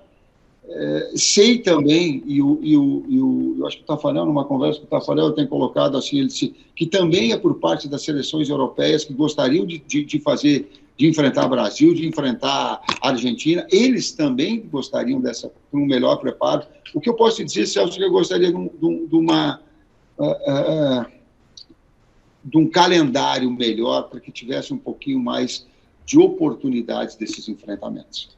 Só para complemento da pergunta, porque do Tafarel, porque o Tafarel agora trabalha no Livre como treinador de goleiro, então tem a convivência diária com atletas de outras seleções europeias, e que numa conversa com ele, né, entre os atletas, esse é um assunto que é recorrente no meio, né? Então, atletas como Van Dijk, como o Thiago, meio-campista, que hoje é da seleção da Espanha, o brasileiro Thiago, Mané. Então, esses jogadores salários sempre conversam nesse sentido, também a necessidade de enfrentar os adversários, não só o Brasil, mas os adversários sul-americanos. Bom, queremos um campeonato, uma conquista, então vamos falar com o campeão mundial. Pergunta do Paulo Sérgio para você, Tite. Boa noite, Tite, Kleber. Eu tenho falado com muitos outros campeões do mundo e você já tem o seu grupo montado ou ainda podem surgir algumas novidades aí? Paulo, tu tens a experiência do atleta dentro da seleção brasileira. Então, tu sabe que, e eu aprendi também, nós aprendemos também que não dá para fechar conceito, não. Hoje nós temos mais 6, 7 meses, 6, 7 meses é um tempo em que atletas se afirmam e se confirmam. Nós temos um processo que às vezes ele é, infelizmente, de lesão. Às vezes é um atleta que não dá continuidade a uma melhor performance, porque se não tem uma lesão mais importante, você vem com problemas seguidos. E para a Copa do Mundo, vão ser jogos de 3 em 3 dias, mais reduzido, que nós vamos ter que cuidar muito do aspecto também clínico-físico. Dito tudo isso, na parte técnica também podem surgir atletas e se afirmar atletas, né? Então, definitivamente não dá para fechar a casinha, não dá para fechar o quadradinho e dizer esses são. Há uma base, sim. Há uma base que compete, sim. Mas há uma definição? Não. Complementando, a gente definiu no último encontro que teve no Catar, né, no Congresso dos Treinadores, a possibilidade de 26 atletas. Ficou definido que seriam 26 atletas. Falta a FIFA oficializar, né, o que seria a oportunidade de a gente aumentar o grupo e uma necessidade, devido a essa Copa, os jogos vão ser muito próximos um dos outros, a recuperação vai ser muito dificultada. E a outra questão, um exemplo prático, é a vinda agora do Danilo, né, meio-campista do Palmeiras, uma novidade dentro dessa última convocação. Temos mais uma convocação em setembro ainda, antes da convocação final para a Copa do Mundo. Ótimo. Mais um jornalista com muita experiência de Copa do Mundo, Chico Lang, o Tite e o Kleber, para falar com você. Ô, Tite, que saudade de você, cara. Você não faz nem ideia. Ave Maria. Agora, você pretende trabalhar como treinador na Europa? E é verdade que você já se acertou com o Arsenal? Boa noite, Chico. Isso foi uma mentira divulgada, né, e que eu me manifestei de forma pública, né, e que absolutamente não teve nada, porque eu tenho uma responsabilidade muito grande do meu cargo. E eu quero estar na plenitude até o final do meu contrato, até o final da Copa do Mundo. Eu só admito falar alguma coisa, de alguma forma, sobre alguma possibilidade, terminado o meu trabalho. Porque eu sou bonzinho? Não. Porque eu tenho ética, porque eu tenho conduta, porque eu tenho um passado todo que me reserva e que me dá condição de colocar dessa forma. Então, tenho uma responsabilidade muito grande, tenho um orgulho muito grande de estar na Copa do Mundo e de fazer essa preparação. E é isso que eu quero ficar focado. Nem Arsenal, nem uma outra equipe o faria de uma forma antecipada. Para a Europa, tu vê que eu estou tão pensando, é uma coisa tão grande, estar técnico da seleção brasileira, a coisa é tão grande que eu vou dizer, deixa eu dar esse próximo passo. Depois, futuramente, eu não sei. Eu sei que no início eu vou estar perto da minha família, por um período mais, digamos assim, em cabeça e corpo mais perto da minha família, isso eu vou estar assim. Tá certo. Para dar sorte, né, Tite? Mais um campeão do mundo com a gente. Nosso querido Miller falando com o Tite. Você, Miller. Boa noite, Tite, Kleber. Prazer em falar com vocês. Eu acredito que lá na frente você tem excelentes opções. Agora, quem será o teu meia de criação na Copa, Tite? Um abraço, Fradir. E Desculpa, o grande atleta que tu foi, eu tenho uma ruim lembrança que eu perdi o título pelo Guarani contigo, e, enfim. Mas, me refazendo aí um pouquinho da minha competitividade em relação a essa lembrança, Neymar virou o arco e flecha que o Kleber colocava antes, né? O Coutinho tem essa função, Everton Ribeiro pode fazer essa função, Firmino pode fazer essa função, Paquetá pode fazer essa função, né? Eles são jogadores de articulação da criação que ficam numa faixa central do gramado e que podem fazer esse processo criativo para a equipe. Legal. Michele Janela, sua pergunta para o Tite. Beleza. Tite, por que a decisão de deixar a seleção depois da Copa? Boa noite, Michele. Estar técnico da seleção brasileira é algo extraordinário. E o convite que foi feito, e agora fazer um ciclo completo, não do meu trabalho, do nosso trabalho, em cima da comissão técnica, é também uma oportunidade de fazer um ciclo autoral, com início, meio e fim. Eu digo que a Gabriele, minha filha, ela sintetizou, ela disse assim, pai, tu é formador de equipe. Aí eu comecei a voltar para trás e ver a minha história toda, os títulos conquistados nunca foram assumir na metade do caminho e ser campeão com um trabalho de um outro profissional. Ela sempre foi. No Grêmio ela foi assim, no Inter foi assim, no Corinthians ela foi assim, e outras equipes de menor expressão, ela foi assim. Então, nos permitir fazer um trabalho com um ciclo completo.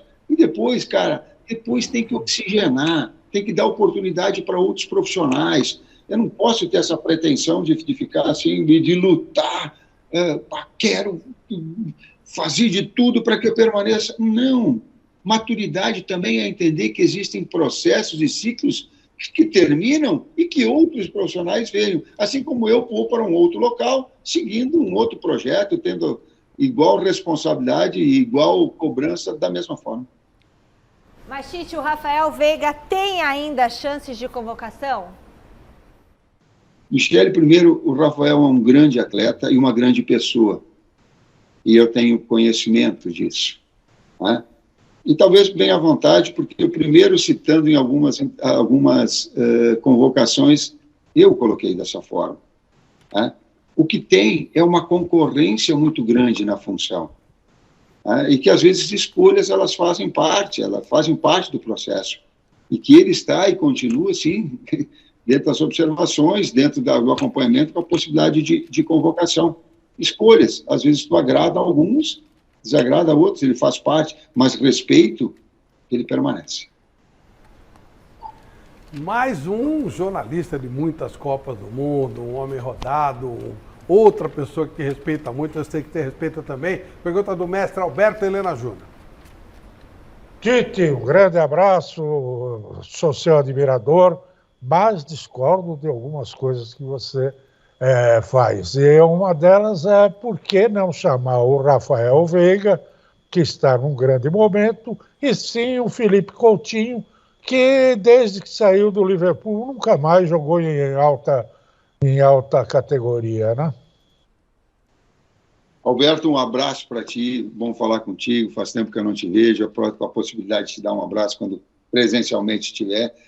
Eu digo assim que concorrências elas acontecem. Eu coloquei anteriormente, eu acho que a Michele me abordou, ela faz parte, e faz parte democraticamente, inclusive, de entender opiniões contrárias, né? Nós estamos num momento que a gente eu digo assim que o monopólio da verdade ninguém tem.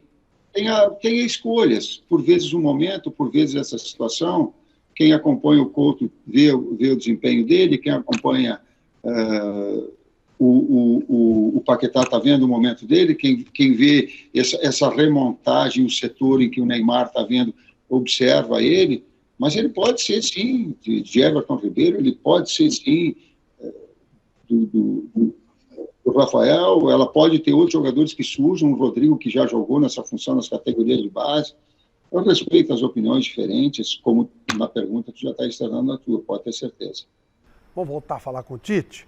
Tite, retomando a nossa entrevista, a nossa conversa, eu queria que você falasse sobre o Xavi Hernandes. O convite, a CBF confirmou que fez um convite a ele acabou não aceitando. Esse convite passou pelo teu aval? Flávio, nós conversamos a possibilidade de trabalhar junto ou algumas possibilidades. Eu estou me remetendo ao tempo. A minha especificamente era de Muricy Ramalho, que foi o primeiro contato e nós tivemos de uma forma direta, aguardamos algum tempo. Ele tinha uma responsabilidade muito grande, um momento muito importante dentro de São Paulo. Na sequência, teve sim também uma sugestão por parte do presidente Caboclo, então, né, a respeito do Xavi, sim, teve por parte dele, e teve essa possibilidade aventada. A minha, particularmente, era, inicialmente, a do Muricy sempre a foi, né, e externei isso a ele pessoalmente. Depois as evoluções acabaram acontecendo, eu conversei com o Muricy pessoalmente no apartamento dele, o Juninho conversou com ele, antes o próprio presidente Caboclo tinha conversado com ele, para ter essa possibilidade, daí infelizmente ele teve a condição de seguir no São Paulo, aí, sucesso, mas nós também tínhamos a expectativa de poder trabalhar juntos. Celso Cardoso. Você já falou sobre a questão do Veiga e eu te pergunto também sobre os casos do William, Renato Augusto, Hulk, jogadores que já atuaram com você na seleção brasileira. Eles podem ser convocados para a Copa do Mundo? Existe essa possibilidade? Existem chances? Então, ela está dentro daquela ótica. Uma coisa que eu aprendi também, e ao longo do tempo, é não fechar conceito. Deixar com que o campo fale, com que o desempenho fale, acompanhamento dos jogos. O que eu posso falar para ti, Celso, é o seguinte, e externar de forma pública. Nós acompanhamos jogos e tem uma comissão técnica na sua integralidade. Senão fica comentário, no que eu já fiz, de melhores momentos. E comentários de melhores momentos, ele perde referências. O que a gente procura é assistir o jogo na integralidade, por vezes estar no gramado, conversar com os técnicos, conversar com o fisiologista e preparadores físicos, conversar com o atleta, dar o feedback, por vezes presencial, agora está permitindo mais, em função do momento da pandemia. Eu sei que ela não terminou, os cuidados permanecem, mas ela já possibilita uma situação mais, para a gente ter o acompanhamento desse atleta, sem descartar aqueles que têm, daqui a pouco, uma história respeitosa dentro da seleção brasileira, tampouco um jovem que possa estar surgindo e aí num momento importante, porque é um momento de 28 dias de definição de uma convocação. Tite, mais uma pergunta do nosso Paulo Sérgio. Bom, o que mais nos perguntam, né? Quais os países para você e favoritos para essa Copa e também qual o maior adversário da nossa seleção? Qual o maior eu não sei, mas que é uma gama também de equipes tradicionais, de seleções tradicionais. Eu vejo a França bastante forte, com uma geração mesclando, mantendo a sua base. Eu vejo a Inglaterra como uma base muito forte, de jogadores jovens, já uma equipe mais dentro da sua ideia de futebol, mas com atletas jovens. A Bélgica permanece com uma estrutura já consolidada. Alemanha. E a Argentina, que sempre é uma equipe, né, também vem tendo grandes resultados. Sem abrir a possibilidade de descartar seleções que dentro de 6 meses, eu volto a dizer, elas podem se confirmar e crescerem. É muito cedo para a gente fazer isso, para a gente falar isso. Copa do Mundo, a gente conhece, já vê agora, por exemplo, em Champions e Copa do Brasil, que por vezes um jogo só ele acaba sendo determinante. Então, a possibilidade de surpresas também, elas acontecem na medida que pós-fase de grupo é um jogo só. Isso traz um pouquinho do futebol e do futebol, do resultado do desempenho e o resultado final, que às vezes eles não são compatíveis. Mais uma pergunta do nosso Chico Lenk. Bom, vamos ao que interessa, né? O que a grande torcida corintiana, que está nos prestando uma grande audiência, quer saber. Tite, você pode um dia voltar a dirigir o Corinthians? Chico, eu vi que eu não faço essas previsões futuras, eu tenho um carinho, um respeito muito grande ao Corinthians. Eu tenho um respeito muito grande às equipes por onde eu passei. Então, nada fica descartado em termos futuros, nada. Eu só tenho uma gratidão, assim como tenho por outras. Então, está absolutamente aberto uma sequência profissional que possa surgir, mas sem pré-estabelecer nada. O que eu posso dizer, sim, é que no ano que vem, nenhuma equipe brasileira eu vou trabalhar. Isso eu tenho compromisso e palavra dada para comigo mesmo, para com a minha esposa, para com a família. O ano que vem não, se for no Corinthians 2024. Miller, mais uma pergunta para o Tite. Ô Tite, na minha pergunta anterior eu disse para você que você tem excelentes opções lá na frente, né? Então, a minha pergunta é a seguinte, como é que você vai fazer Vinícius Júnior, Rafinha? Eu acho que esses dois aí, para mim, são jogadores diferentes, né? Que 90% das suas ações é improviso. E eu acho legal isso. Como é que você vai armar o ataque, já que tem excelentes opções para você, Tite?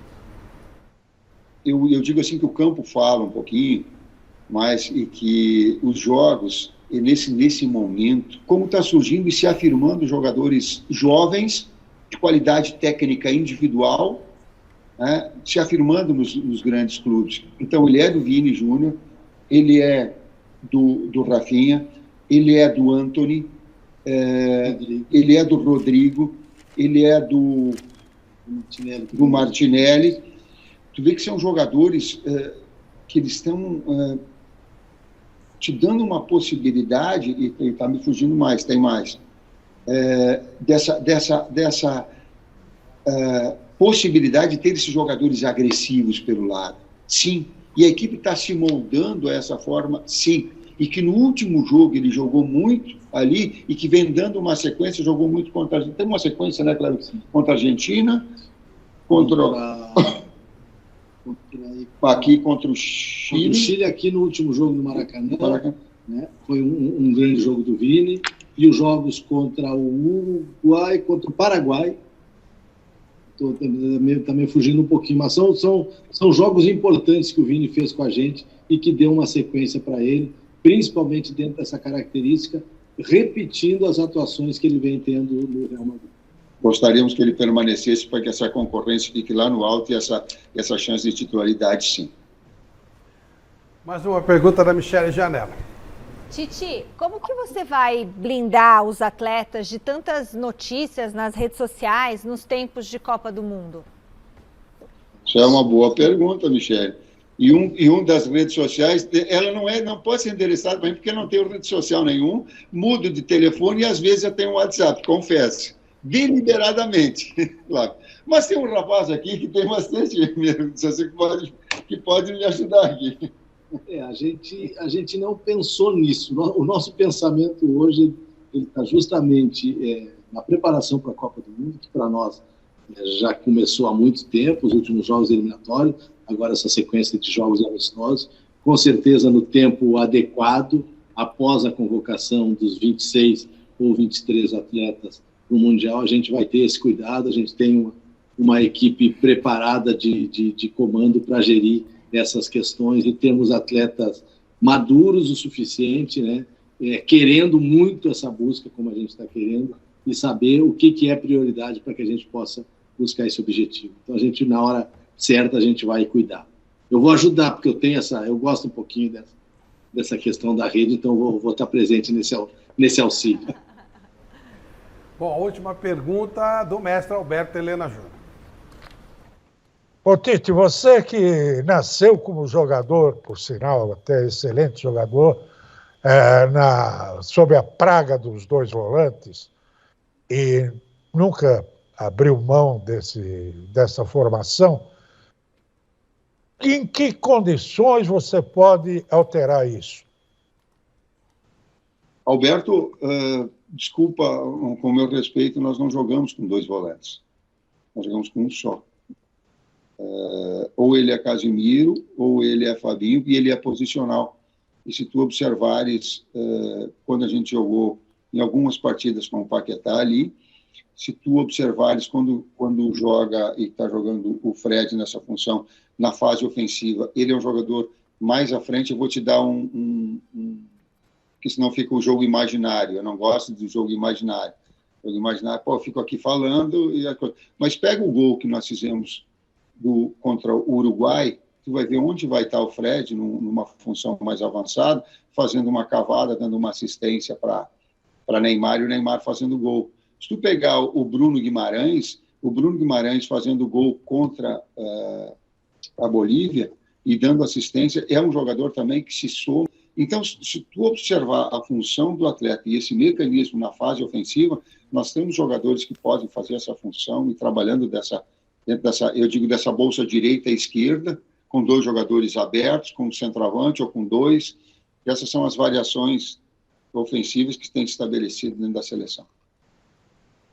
Tite, te agradeço muito por nos atender. Um abraço também ao Kleber. Esperamos vocês aqui no Mesa Redonda presencialmente em breve, tá legal? Grande abraço, muito obrigado. Obrigado, Tite. Valeu, obrigado, gente. Contigo. Tomara aí que a gente mereça estar presencialmente aí contigo e poder estar comemorando. É a nossa responsabilidade, nosso objetivo também. Obrigado, Flávio. Prazer falar com todos. O Gazeta é um programa. Mesa Redonda é uma referência para o futebol brasileiro, para o futebol de São Paulo, né? A gente sempre acompanhou, sempre que possível acompanha, e falar do que a gente gosta de fazer, da nossa dedicação total nesse momento, é prazeroso para nós também. Um abraço. Obrigado aos dois, valeu. Em breve estaremos juntos aqui. Quem está... Beleza mesmo é o Palmeiras, hein? Continua sobrando na competição, vamos ver.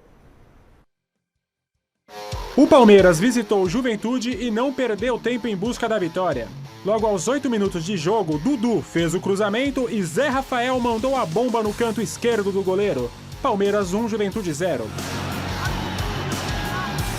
Depois, aos 31 do primeiro tempo, Rony aproveitou uma confusão na defesa gaúcha e ampliou para o Palmeiras, 2-0. Já no apagar das luzes, aos 47 do segundo tempo, Gabriel Menino mandou para a área e a bola foi parar no fundo do gol, fechando o placar para o Palmeiras. Com o 3-0, o Verdão agora soma 3 vitórias no Campeonato Brasileiro. Eu sou muito equilibrado na minha vida e no desporto, e portanto nem agora por estarmos mais acima na tabela ou abaixo, por sermos a melhor defesa ou o melhor ataque, isso a mim são números. Eu gosto de olhar para os números, porque os números dizem-nos alguma coisa, mas isto é um campeonato de pontos corridos e ainda estamos no início, ainda vamos perder muitos pontos, portanto eu também já vos disse isto. Perder para nós não é nenhum drama, sabemos que todas as equipas, não há equipas sempre vencedoras,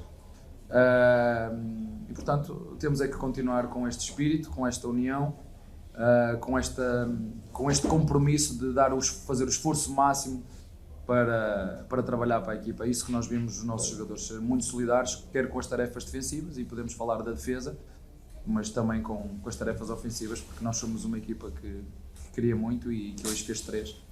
E isso também dá confiança aos nossos jogadores. O Palmeiras é segundo colocado, Geninho. O time desse quando chega é duro segurar, hein? O Palmeiras hoje é um dos times que está mais bem ajeitadinho, né? Eu acho que já vem de algum tempo. O trabalho do Abel está bem consolidado. Ele chegou um momento de ser criticado porque jogava um futebol meio reativo. Hoje o Palmeiras já está jogando de uma maneira bem mais ofensiva. Então é um candidato, né? Eu acho que eu concordo com uma coisa que ele disse ali. É muito cedo para se falar quem vai ser o candidato. Eu acho que nós temos uma série deles. Eu acho que o próprio Flamengo, que está ali um pouco para baixo, daqui a pouco encosta. Tem elenco para isso. Eu acho que o campeonato começa a se definir quando você vira o turno. Virou o turno, é a hora da decisão. Aí você vai ver quem é quem. Mas com certeza o Palmeiras vai estar lá na frente brigando, com certeza. Então nós falamos aqui de São Paulo, falamos de Corinthians, Palmeiras, Atlético Mineiro, Flamengo. Acho que vem uma turminha, vem uma turminha que vai brigar ali na frente e vai brigar bem, viu? O campeonato vai ser embolado, eu acho que até o final. O jogar lá em Caxias não é fácil para ninguém. Não. Mas para o Palmeiras foi muito tranquilo o jogo. Eu também e o achei. Palmeiras, Eu particularmente acho assim, que o Abel já tem um time pronto. E não é um time, não, são dois, às vezes três. Não, ele troca, Então, e não cai, não e tem não queda. cai o nível. Os jogadores já assimilaram o que ele quer e ele já sabe com quem ele pode contar. Todo mundo reza na mesma cartilha. Então, quando o time chega a esse nível... Contrata o Roger Guedes, aí que sai da cartilha. Quando o time chega a esse nível, o treinador não fica brigando com o jogador pela opinião pública, né? Por intermédio de mídias, né? E aí, o que é que a gente chega à conclusão? Outro dia ele falou um negócio que eu achei uma coisa super fraterna. Estavam comentando sobre o Rony. Ele virou e falou assim, eu amo o Rony. Eu amo o Rony. O Rony joga no meu time, sim. Eu amo o Rony, eu gosto do futebol dele, gosto dele como pessoa, conto com ele para tudo. Quer dizer, sabe quando um treinador chega a esse ponto de falar que ama um jogador? E do jeito que ele falou, é lógico que é um amor profissional, evidente, né? E pessoal também, de gostar, de mostrar essa fraternidade, é porque o time está muito entrosado. Não, e tem outra coisa, né, Chico? Contrataram um novo atacante aí perguntaram, fica o questionamento, onde vai colocar o Rony? Ele já mostrou que dá para jogar o Rony do lado esquerdo, como jogar no meio. Então é um jogador para o esquema tático do Abel muito importante. E trouxeram esse aí, La Bestia, nem sei o nome dele. Ele é uruguaio. Uruguaio, La Bestia. La Bestia, a besta, o animal, a fera, tanto faz. Se for para jogar, vai jogar o Rony, pronto. Ele ama o Rony. O Rony deveria servir de referência para o Roger Guedes. O Rony era um cara tão de beirada de campo. Não, mas eu quero falar. Ué, eu jogava de beirada de campo. Mas o que o Roger Guedes fez para você que você está tão bravo? Eu estou fazendo... Ele já está assim faz tempo. Ele está assim. Ele fica falando... Profissionalmente fazendo comparações em situações que são semelhantes. O Rony jogava pelo lado do campo. O Abel... Alô? Ô, Roger, tudo bem? Pode passar. Dá um tempo? Tá. Ele tá pedindo pra você dar um tempo. Tá bom, já avisei aqui, tá? Mimado até aí. Não, vamos lá. Então, vocês vão perceber o que eu tô falando, não é pegação no pé do Roger Guedes. Não? É óbvio que não. O Rony é um exemplo disso. Ele se encaixou no time do Palmeiras porque ele se permitiu fazer o falso 9, mesmo não sendo a dele. Não é o melhor Rony. O melhor Rony é jogando pelo lado do campo. Ele se firmou, quebrou o galho do treinador e ficou. E com o comportamento tático dele, fez que muitas vezes o Abel sacasse o Dudu e não o Rony, porque o Rony tinha um papel importante quando sem a bola. É isso que eu quero dizer. O Rony se encaixou no time do Abel Ferreira. Um recado pro Rony, de verdade, sério, agora é muito sério. Ontem o Rony tentou fazer um gol de bicicleta e a bola bateu no rosto dele.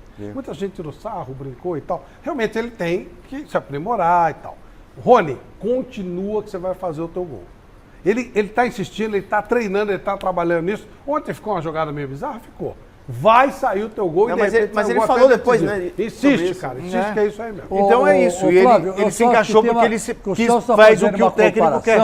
O Celso está fazendo uma comparação que não tem cabimento. Como não? Você tem que comparar o Roger Guedes com o Keno do Atlético. Porque o Keno do Atlético também é assim, desse jeito que o Roger Guedes. Tem o mesmo estilão do Roger Guedes.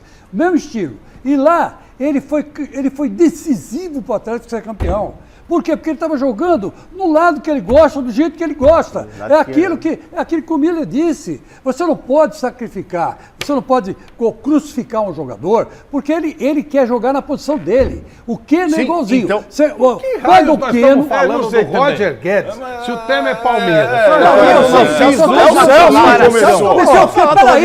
O Keno no Palmeiras, jogava do mesmo jeito. Ele trouxe o Do Keno mesmo jeito que ele jogava no Atlético. E não criou problema ali. Eu só quis dizer... Ele foi negociado, foi vendido, então você está pegando no pé do Roger Guedes. Eu só disse que o Rony hoje, ele tem um papel importante no Palmeiras porque ele se dedicou do ponto de vista tático. E ele se propôs a fazer tipo aquilo... De jogador. Não é outro tipo. Jogador velocista. É jogador de... Caiu a cadeira aqui. Ô, Flavito, sabe o que acontece? Fui derrubado pelo Celso. Sabe o que acontece? O Miller vai falar do Palmeiras, mas antes tem prêmio, né, Tem Michele? presente, tá acabando o programa e ainda faltam 2. Olha só, presente é a bola da Topper em parceria com a loja Gol de Placa de Santo André e camisa do Santos tamanho G. Vai pro William Chacon Marques. William Chacon Marques, você tem uma semana para pegar seu presente aqui na TV Gazeta. Ainda falta a luva de goleiro com o livro do Paulo Sérgio. Daqui a pouquinho eu falo quem ganhou. Presentaço. Fala, Miller. O Flavito, sabe o que acontece? Você viu como jogou o Palmeiras ontem? A tal da espinha dorsal que eu sempre falo? O Everton, Gomes, Danilo, Dudu, Rafael Veiga, Rony na frente. Ele não abre mão desses jogadores. Os que entram, né, Geninho? Tem mais facilidade para se adaptar no esquema do treinador. Porque são jogadores de referência e de qualidade. Então, Palmeiras Atlético e Flamengo, que está lá embaixo, mas com a qualidade que tem, se eles jogarem 10% da capacidade deles, os 3 vão brigar pelo título de novo. O Santos jogou ontem, se vencesse, seria o vice-líder do campeonato. Só que empatou, mas o Santos reclama muito. Vamos prestar atenção no gol do Léo Batistão. Foi bem anulado, não foi? Vamos dar uma olhada. Santos e Ceará se enfrentaram em Barueri pela 7ª rodada do Campeonato Brasileiro. Aos 7 minutos do primeiro tempo, a equipe visitante tentou abrir o placar com Steve Mendoza, mas parou em João Paulo. O Santos retrucou aos 12 minutos com Marcos Leonardo. Aos 13, Richard bateu cruzado e o goleirão João Paulo fez bela defesa. No início do segundo tempo, Angulo perdeu um gol inacreditável para o Peixe.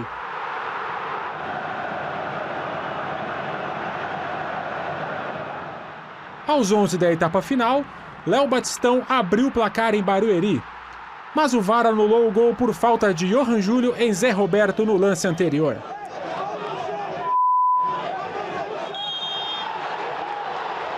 Já no finalzinho, Ricardo Goulart tentou de cabeça, mas desperdiçou. E é isso. Santos 0, Ceará também 0.